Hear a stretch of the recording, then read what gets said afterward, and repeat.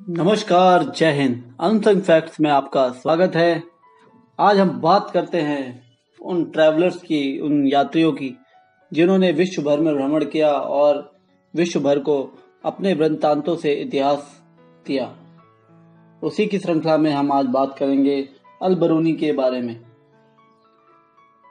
कुछ सामाजिक बातें देखते हैं। महिलाओं पुरुषों ने कार्य की तलाश में या प्राकृतिक आपदाओं से या बचने के लिए या साहसिक भावना से प्रेरित होकर, या कोई सैनिक था या कोई पुरोहित था, इस रूप में यात्राएं की। जो वहां गए वहीं बस गए। जो अपनी पहली सी अच्छी जगह पे पहुंचे वो वहीं बस गए। कुछ वहीं के वातावरण, भाषा, जीवन शैली के अनुरूप खुद ढल जाते थे, और अन्य जो कुछ हद तक विशिष्ट होते थे, वो होते थे क्रिएटिविटी जिनके अंदर ज्यादा होती थी, वो लिखना शुरू कर देते थे कि मैं इस रास्ते से इस रास्ते गया, मैंने क्या देखा, किस तरह के लोग देखे, उनकी जीवन शैली क्या थी, उन्होंने मुझ पर अटैक किया, वो लुटेरे थे, इस तरह की वो अपने जीवन के वृत्तांत लिखना शुरू कर देते हैं। तो वही वृत्तांत हमारे हाथ रखते हैं और वो इतिहास बन जाते हैं, जिसमें असमान उल्लेखित बातों का अधिक महत्व होता था। दुर्भाग्य से महिलाओं द्वारा छोड़े गए वृत्तांत ना के बराबर है। अधिकतर वृत्तांत राज दरबार, धार्मिक कार्य वाले होते थे। उदाहरण के लिए 15वीं शताब्दी में विजयनगर शहर के सबसे महत्वपूर्ण विवरणों में से एक, हेरात से आए एक राजनयिक अब्दुल रज्जाक समरकंदी से प्राप्त होता है। कई बार यात्री दूर दूर तक नहीं जाते थे।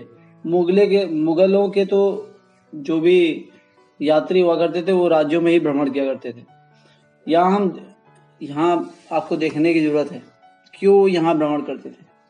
आदमी भ्रमण तब करता है जब उसे अपनी जिंदगी में या जहाँ वो रह रहा है वहां उसे कष्ट हो, या कोई नई चीज उसे नहीं मिल पा रही हो, या उसे सुविधा किसी चीज की ना हो, उसका मन अशांत हो, साहसिक भावना से प्रेरित होकर करता है।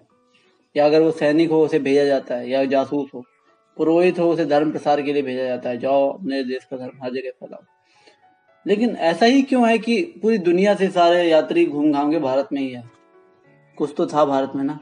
यही हमारे चाटुकार इतिहासकारों ने छुपाया। हर यात्री घूम के भारत ही क्यों आया, और उसे भारत में ही क्यों शांति मिली, भारत का ही उसने इतिहास कॉपी पेस्ट क्यों किया, यहाँ का दर्शन शास्त्र कॉपी पेस्ट किया, यहाँ के ऋग्वेद, अर्थवेद, सामवेद, यजुर्वेद, सारे जो वेद हैं, चारों वेद, उनको कॉपी पेस्ट किया। यहाँ की संस्कृति कॉपी पेस्ट की, यहाँ का आयुर्वेद कॉपी पेस्ट किया, यहाँ की जो साइंस थी उसे कॉपी पेस्ट किया, जो वेदों में छुपी हुई है वो कॉपी पेस्ट किया और हमें आप परोस दिया, लो पढ़ो, और क्रेडिट ले लिया, भाई हमने किया। अब अल बरूनी को ही ले लेते हैं। अल बरूनी आया, उसे गजनी बंदी बना के लाया गया, वहां पे रुका। आगे हम देखेंगे इसके बारे में, एक छोटा सा देख लेते हैं। और उसके बाद वो पंजाब की तरफ गया। अब पंजाब की तरफ क्यों गया कि पंजाब, गजनी का अधिकार पंजाब पे हो गया था, तो पंजाब के पुरोहितों के साथ रहा। उस पुरोहित का नाम क्या था पता है हमें? नहीं पता। इसने अल बरूनी ने क्या किया, उस पुरोहित जिसने उसको पढ़ाया, समझाया दर्शन शास्त्र के बारे में, धर्म के बारे में, संस्कृति के बारे में, वेदों के बारे में। एक वेद को पूरा पढ़ने के लिए 15 साल चाहिए और 70 साल जिया केवल अल बरूनी। कितना उसे कर लिया। और एक वेद का साइंटिफिक रिसर्च निकालने के लिए कम से कम 200 साल चाहिए। एक आदमी तो उसे निकाल ही नहीं सकता। गुरु को अपने शिष्य को हैंडओवर करना ही पड़ता है। तो किस हिसाब से उसने किया होगा, जरा सोचिए। तो उसने क्या किया, उसी पंडित के पास जो उसके पास था, किताबें थी, उसी को कॉपी पेस्ट मारा और हमें परोस दिया कि भाई ये मैंने किया। उसका नाम रख दिया है कि अल बरूनी ने किताब लिखी है, किताब उल हिंद करके एक किताब लिखी है, जिसमें 80 तरीके के, उसमें एक ग्रंथ लिख दिया है अल बरूनी ने। ये उसने अपना नाम टैग लगा दिया, उसने उसको अरबी भाषा में किया और बेचना शुरू कर दिया या प्रसारित करना शुरू कर दिया। आगे देखते हैं। अल बरूनी जो 11वीं शताब्दी में उज्बेकिस्तान से आया था। इन सारी चीजों को, यात्रियों के नजरिए जो हैं, यात्रियों के वृत्तांत हैं, हम केवल 3 लोगों के बारे में पढ़ेंगे जो मेन है। एक, पहला नंबर अल बरूनी जो 11वीं शताब्दी में उज्बेकिस्तान से आया था। दूसरा नंबर इब्न बतूता, जो 14वीं शताब्दी में मोरक्को से भारत आया था। तीसरा नंबर फ्रांसवा बर्नियर, जो 17वीं शताब्दी में फ्रांस से भारत आया था। इस सब का कालक्रम देखिए और जरा सोचिए, क्यों ये भारत आए थे? भारत ही क्यों आए थे? भारत में सभ्यता थी, भारत में धर्म था, भारत में जीने का तरीका था, भारत में लोग अच्छे थे, उन्हें दूसरे की वस्तुओं से मतलब नहीं था। जो शैव समुदाय को मानने वाले थे, समुदाय मैं नहीं बोलूंगा, ये तो चाटुकारिता वाला इतिहास हो गया। जो शिव भगवान की संस्कृति में थोड़ा ज्यादा विश्वास करते थे, वो त्यागी, मोह माया से परे, और जो वैष्णव समुदाय वाले थे वो अपना गृहस्थ जीवन जीते हुए भगवान की भक्ति में लगे रहते थे। किसी को किसी से कुछ मतलब नहीं था कि, और बहुत ही कम अपराध हुआ करते थे। तो क्यों ना वो तीनों यात्री भारत में ना आए?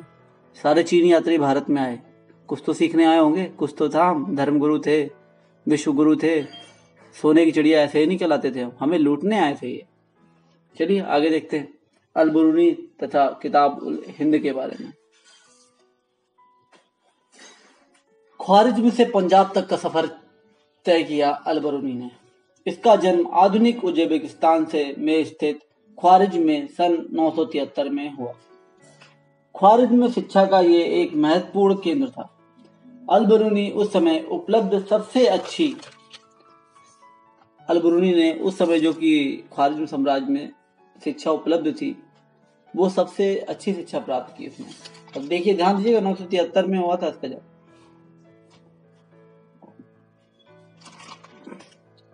कई भाषाओं को ज्ञाता था, जिनमें सीरियाई, फारसी, हिब्रू तथा संस्कृत शामिल है।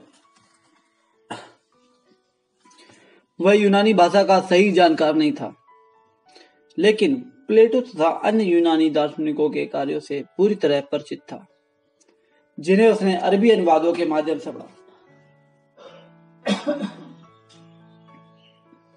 1017 में ख्वारिज्म पर आक्रमण के पश्चात सुल्तान महमूद यहाँ के कई विद्वानों तथा कवियों को अपने साथ अपनी राजधानी गजनी ले आया। अल बरूनी उन्हीं विद्वानों में से एक था। वह बंधक के रूप में गजनी आया था, पर धीरे धीरे शहर पसंद आने लग गया। 70 वर्ष की आयु में अपनी मृत्यु तक अपना बाकी जीवन उसने यहीं बिताया। गजनी में ही भारत के प्रति उसके अंदर रुचि जागी।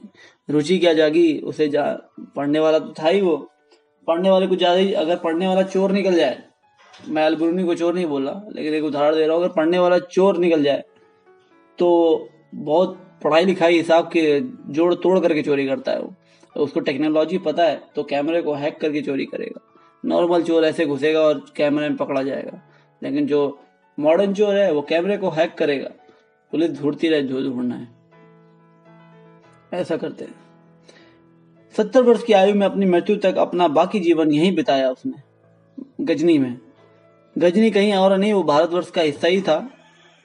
कभी वो भारत के अंदर आ जाता था, कभी उस पर कोई कब्जा कर लेता था। वैसा ही है, जैसे भारत में राजा आपस में लड़ा करते थे, उसी तरह का था। वो भारतवर्ष का हिस्सा ही था।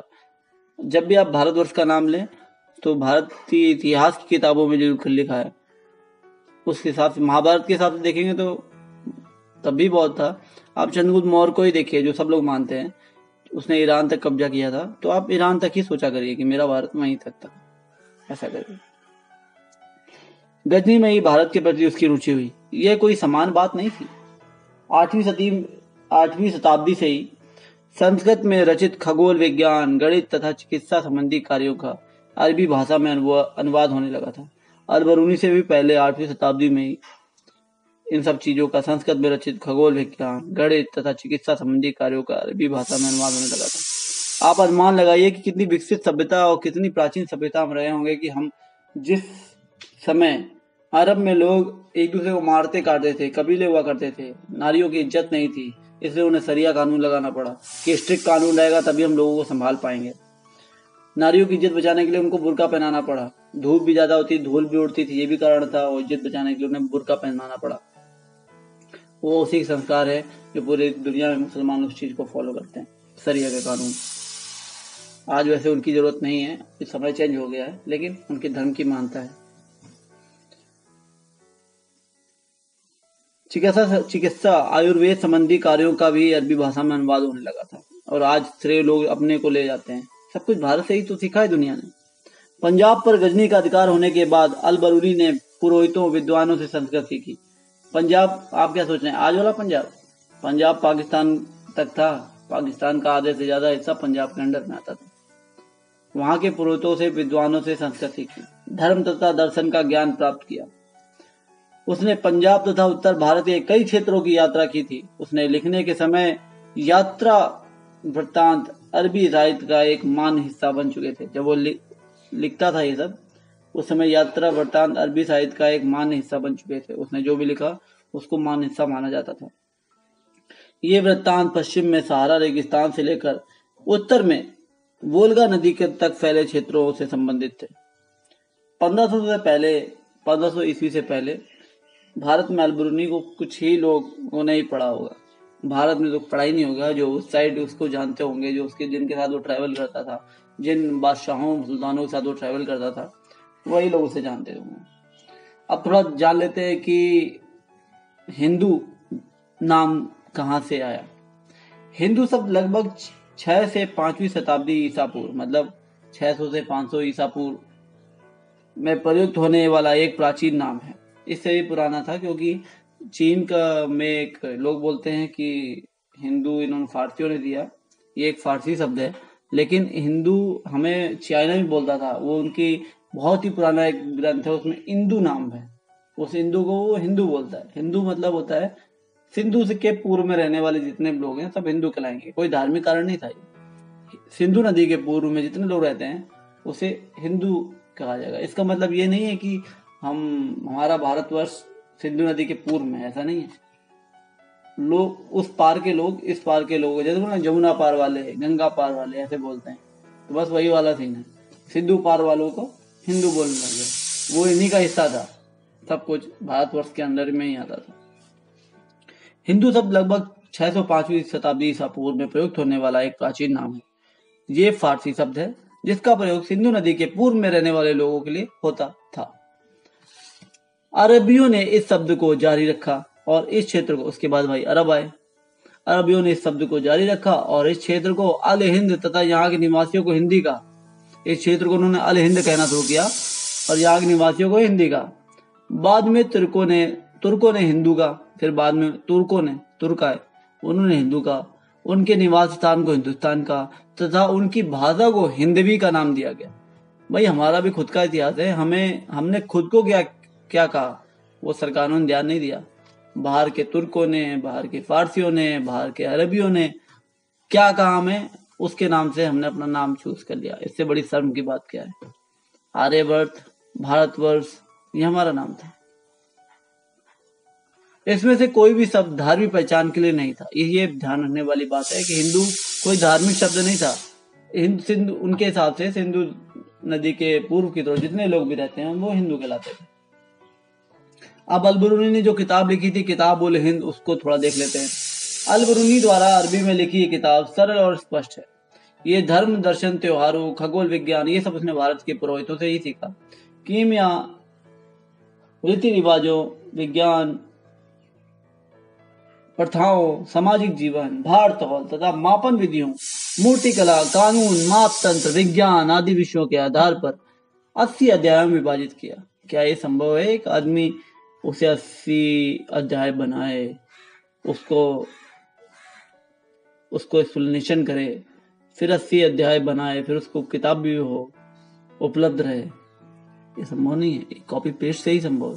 भारत का पूरा ज्ञान कॉपी पेस्ट मारा, ऊपर लिखा किताब उल हिंद और राइटर का नाम लिख दिया अल बरूनी। अल बरूनी साहब ने अपने यात्रा वृत्तांत लिखे होंगे, वही बस उनका वही था। अगर वो भारत के बारे में सोचते हैं कि उनका दर्शन शास्त्र मान है, तो चाणक्य से अच्छा दर्शन शास्त्र लिखने योग्य वो नहीं थे। ये भी समझना होगा। ऋग्वेद को पूरा एक्सप्लेनेशन करने की उनकी क्षमता नहीं थी, क्योंकि ऋग्वेद को अगर आपको एक्सप्लेनेशन करना है तो कम से कम 200 साल उसका साइंटिफिक अगर आपको एक्सप्लेनेशन करना है 200 साल चाहिए उसके लिए। तो आगे बढ़ते हैं। अल बरूनी का गणित की तरफ ज्यादा झुकाव था। तो ये थी बातें अल बरूनी के लिए जो एक यात्री था और उसकी हमें सम्मान भी करना चाहिए। उसने यात्रा, वो कोई भी कारण रहा हो, और वो जासूसों की वजह से आया हो भारत में, वो उसको बंदी बना के लेके आया गजनी का राजा, इसलिए वो भारत की संस्कृति को उसने लिखा। वो फेमस भले हमारी कॉपी पेस्ट करके हो रहा, लेकिन हमें एक बात नहीं भूलनी चाहिए, उसने अपना घर छोड़ा। उस जमाने में जब 200 किलोमीटर जाने के लिए 20-20 दिन लग जाया करते थे, वो चला, लुटेरों की मार झेली, बीमार हुआ होगा, उसमें दवाइयों की कितनी प्रॉब्लम हुआ करती थी, वैद्य हकीमों की प्रॉब्लम हुआ करती थी, रुकने के लिए जगह नहीं हुआ था, जानवरों खतरा हुआ करता था। उसने हमें एक इतिहास दिया, भले मिला जुला कॉपी पेस्ट किया, हमारा ही कॉपी किया, लेकिन उसने हमें इतिहास दिया। हम कह तो सकते हैं ये हमारा इतिहास था, तुमने हमसे ही पढ़ के बोला। अगर वो ना बोलता, तो वो ना लिखता, तो हमारे पास साक्ष्य नहीं होते, इसलिए हमें उसे धन्यवाद तो देना ही चाहिए। इतना ही अलबरूनी के बारे में। अच्छा लगा तो लाइक एंड शेयर जरूर करें। भारत सरकार की कोरोना से संबंधित जानकारी जितनी भी गाइडलाइंस है उसको फॉलो करें, मास्क पहने, दूरी बनाए रखें, खुद सुरक्षित रहें, दूसरों को सुरक्षित रखें। जय हिंद, नमस्कार।